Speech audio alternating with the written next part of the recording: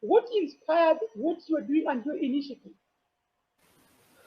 Thank you very much. I would say that personally, I'll first agree with whatever you just said. I think that one of the things that we always have to take into consideration is whatever problems that we have, there are always people who are actually benefiting from it. I think that the illusion sometimes to think because of the plight of the African people that all Africans are not benefiting. There's some who are benefiting from it.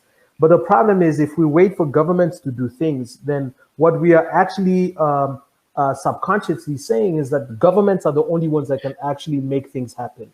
And I think that's a very flawed view because then it ends up creating a whole lot of people who are just passive and they accept things the way they are. And they just say, this is how things have always been. You know, every time someone says this is Africa, or it's most of the time, it's never with a positive connotation.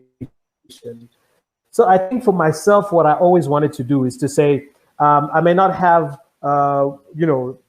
infinite wealth, infinite resources, but what if I was able to take just 5 kids, a few kids, and then I'll just teach them how to find a voice, and I'll teach them how to argue, and then how to basically have a voice and use their voice to impact their own societies. And what I have found is that if you're willing to do the work, I think you'd be surprised by the amount of impact that one can have because we all started, we are small now, we run an organization that on a weekly basis trains more than 2,000 students in the art of argumentation and then also understanding public policy.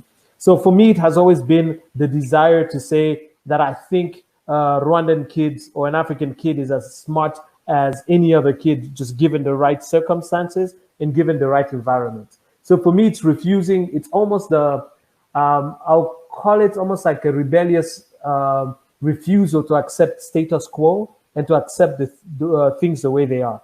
And then also is finding along the way things that prove to you that if we're willing to do a little bit of work, if we're willing to sacrifice, then we can achieve a lot of great things. I mean, through our program, we're able to get students to, they know national policies, they can criticize government policies, but we always tell them it's not enough to just criticize. So what do you think is the alternative? And then they bring and suggest alternatives. I'll give you an example of a policymaker who came and had a discussion with some of our students. And then she said at the end of it is the ideas that the students gave on how to solve some of the problems that we have are far better than some of the arguments that some of our politicians or even government leaders are providing.